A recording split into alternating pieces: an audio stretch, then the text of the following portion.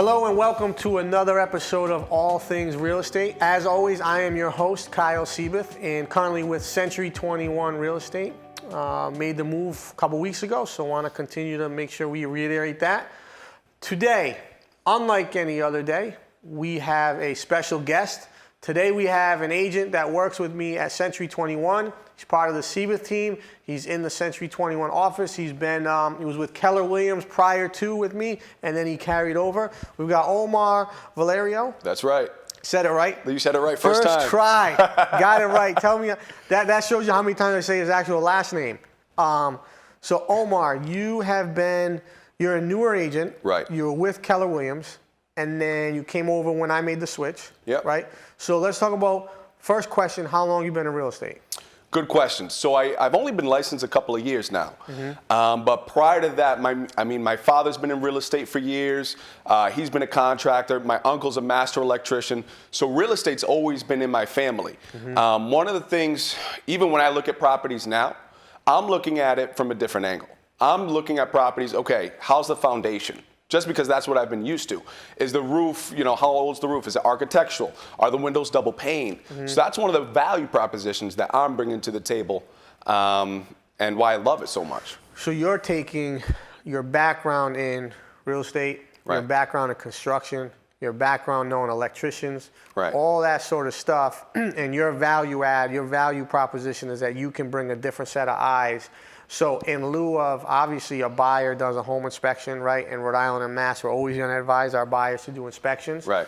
But in addition to that, they're going to get Omar, who's going to put his eyes on something, and he's going to be able to analyze it from a different perspective, which is important. And that's the value that we have of you being on our group and being in our team, is that you bring that to the table when you go out there and you show a 3-family, a single-family, an investment property. You understand kind of what you're looking at. So you've been licensed for what, 2 years? 2 years,2 correct. years. So do you work, and a lot of newer agents, I know this, I've been there, I've done that. Do you work better with buyers or sellers, like investors? What do you prefer to work with? So I think a lot of people say first time out, they love to work with buyers. I started off doing a lot of things with sellers. Actually, I got off with expires and FSBOs. Which generally you look at someone, first sale by owner, their first impression of an agent is, I don't want to work with them. Right. So I got my experience working with them, and I think that built a lot of grit. Mm-hmm. Expired, they want to work with an agent. They just had some bad experiences with agents in the past. So we've kind of gone in, given them a totally different outlook and given them the results that they want. So that's interesting. So the reason why agents want to work with buyers first is because buyers are easier to land. Right? Definitely. Your cousin, your sister, your brother, your aunt, your uncle, your friend. There's always, since I've been in real estate, there's always been more buyers than there have been sellers. I haven't really seen a market where there's been more sellers. Now that was prior to when I got in the game 9 years ago. We saw that a little bit, but I haven't seen that in a while. So to that point, newer agents, they love to work with buyers. So it's good to hear someone who says, hey, look, buyers are great, and that's half my business. Absolutely. But sellers, that's the other half. And we want to help you list your house, and we want to help you get out there. Definitely. And get you the most value for your house. So you've been, this year, we're what, August? So we're 8 months in. Right. How would you say your 2020 has went, in your opinion? I would say fantastic. I'll be honest with you. We're putting deals together. We have a ton of closings that have happened. And we've really been able to get it done for our clients. I'll tell you this market has been crazy, especially on the buyer side. We're putting in multiple offers left and right. And we're not just putting in, low offers. Right. We're putting in above asking price offers, good offers. And they're not getting accepted a lot of the times. Right, and I think we're seeing across the board with all the agents in the office, you're putting 20, 30, 40, 50K over asking, and you're still not getting the property. So what's happening there is you're seeing frustration, right? Definitely. You're seeing buyers become disgruntled. You're seeing buyers becoming frustrated. They're becoming discouraged, right? So at the end of the day, that has become something that we as agents have to kind of understand, and we have to maintain. We have to be basically. We have to show that to our clients too. Yeah, we have to explain that to the clients, but we have to look into the psychology of a buyer and understand how to work with that. Definitely. Right. So that's one of the factors I've been really drilling home to our agents is that, hey, look, it's more important now than ever to communicate with your buyers, because it's very, very easy to lose that trust and to lose that connection and the stickiness of the buyer when it's really hard to get something. Right. Where are you from? Providence, Rhode Island. From Providence. Born and raised. Nice. So Yes, Omar's sir. from Providence. And where'd you grow up? Where'd you go to school? So I went to a small school in Providence, San Miguel School in Providence. Shout out to San Miguel. And then I went to LaSalle, and then I went to URI, and then PC for a master's. So nice. So you well educated. So you Yes, kind of sir. went through the whole thing. That's I awesome. did it all. Yep. So went through your undergrad at URI. Yep. PC, got your master's. What'd you get your master's in? Education. So I was a teacher prior to real estate. Oh, you were? High school teacher at the Met High School. Okay. Yeah. In Providence, right on Potters. Right on, that's the school. Yeah. Okay. Yeah. So taught at Met. What made you get out of teaching and get into real estate? And when did you make the transition? So I was licensed while working, but it was just so, one thing about me is I'm a grinder. Right. And I'm one of those people, I put my heart into whatever I do. Right. And I was very conflicted because I love both of these things. Right. The reason why I initially got into real estate was so that I could then build a financial backing for my family. Yeah. I love teaching and still love teaching, and I'm glad that with real estate I'm able to educate my clients. Buyers, yeah. But it's just different.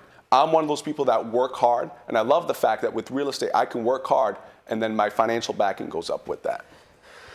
So you were kind of in the same boat I was in. So I was full-time for a while, went into real estate part-time, kind of did it here and there and dabbled back and forth. Did that for 5 years. And the reason was I liked both. I was in finance. I enjoyed it. I went to school for it. Got my undergrad, got my grad, got my MBA, right, in finance, did that whole thing. But there was always that ceiling. Right?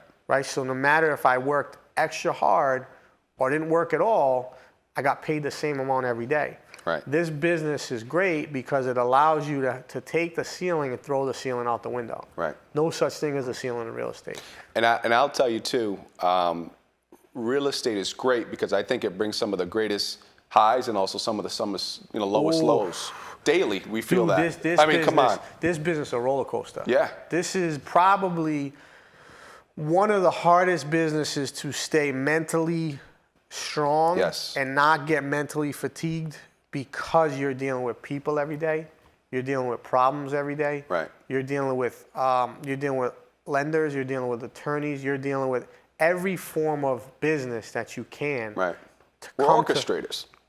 To come to one common goal. Right. Right. So you're like a maestro. Is that what they call it? The guy that does the thing. Exactly. You're like a maestro, and what we're really doing is we're making sure that everybody is in lockstep, everybody's moving forward, and that everybody has the same intention. Right. Problem is, 90% of the time, everyone doesn't have the same intention. Right. You're on the buy side, I'm on the sell side.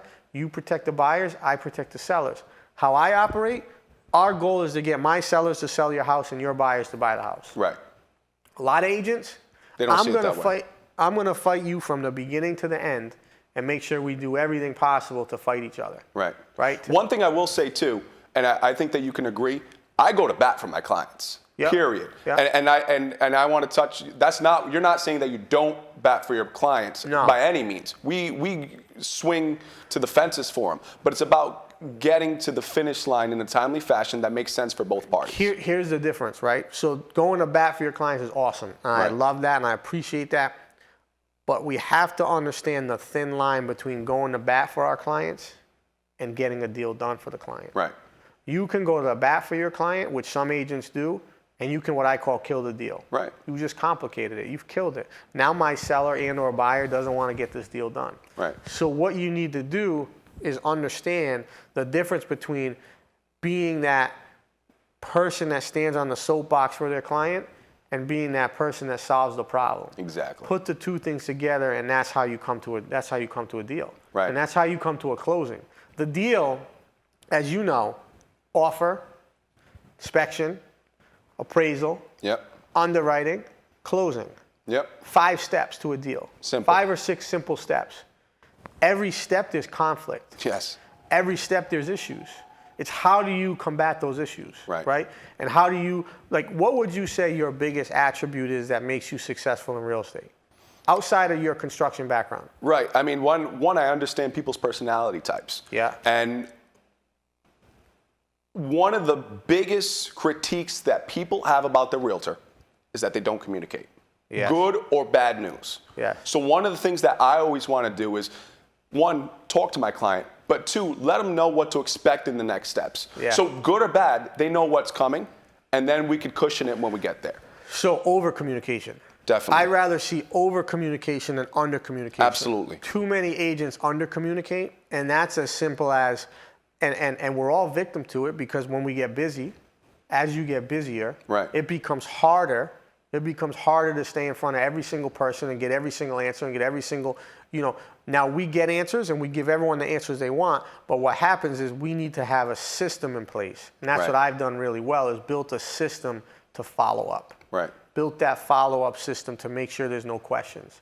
Every pending transaction gets touched by me once a week. Nice. It's a simple text, hey, how's everything going? You have any questions? Right. And that's something I picked up from you. That simple text, right. is huge, because now they're never gonna say, in the beginning when I started, we were getting to the point where the closing and the guy's like, I haven't heard from you 3 weeks. Right. It's not happening anymore. Right. You're hearing from me every single week along the way. Yeah. Every single week you hear from me. Something else that I learned from you too was a client is much more than just one transaction. Way more. It's who they know and the lasting impression. So it goes back to, if it's a bad house for them and it's not going to make sense, I'm going to let them know and say, hey guys, look, again, going back to my construction background, guys, let's look at this foundation here. This may look good on the picture, but it's not okay. And I'll let them know. I'd much rather them walk away from that single house and be happy in a house long term.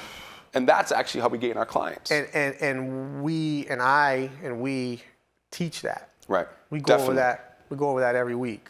And we talk about kind of the importance of not force feeding a client into a transaction. Right. And our ability to basically, at the end of the day, understand that it's the client's desires, it's the client's needs, it's the client's wants that are more important than any transaction. That's right. And that's one of the things I focus on, is understanding that, hey, this deal doesn't work for this client. Let's move on and find something else. That's right. And ideally, my goal with you guys in the office is to build an office 50, 100, 200, 300, 400, 500 people that have that same mentality and are able to bring that same level of professionalism, that same level of client service, and that same level of exceptional service and results to our clients. So I think you're an example of that, and that's why I wanted to have you on today, because you do a really nice job with that. And I know this year you've had a couple pending deals, right? Absolutely. So you got a bunch of pending stuff. We're working on generating more and more business for all of our agents. So we appreciate you. We know the value that you bring to the table, and we're looking to help you grow your business in the long term, from where you are today to where you are tomorrow. And I need you to be a better version of yourself every single day so that we can get you there. Definitely. And my job is to help you, any questions, concerns, comments that you have, answer them and get you to that end position. And that couldn't be felt anymore. Right. So know that. I know that I appreciate it and the other agents really appreciate it.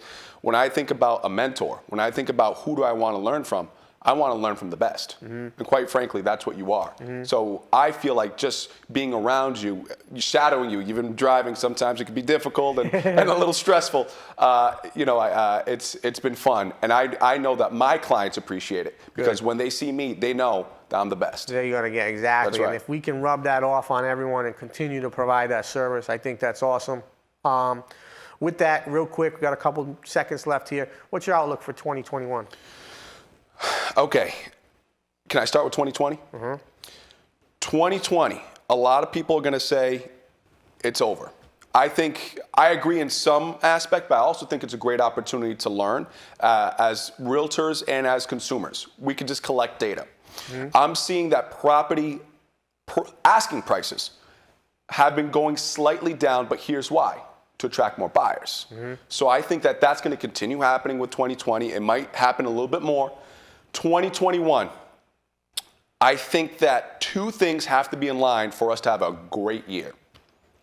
This COVID situation, it needs to pass. Correct. And number two, we need these interest rates that we have right now to continue. Correct. If we have both of those things, I'm confident that this year's selling market in the spring is going to transfer to next year, and we're going to have a bunch of inventory for our buyers. And I think it's going to even out. If those two things don't happen, it could be a little bit different. I'm in the same boat. I think next year is the best year in real estate we've ever seen. Election goes a certain way, COVID goes away, and rates stay low. Yep. We're in the absolute best position. One of three of those things don't happen, I don't know. Three of those things don't happen, we're in a house of pain. Right. We're going to see a huge downtrend in the market. Yeah. So with that, I hope that was helpful for everyone. We really want to say we appreciate you guys watching and listening and paying attention. Omar, thank you so much for being on. Thank you so much. We appreciate it, and everybody have a great week.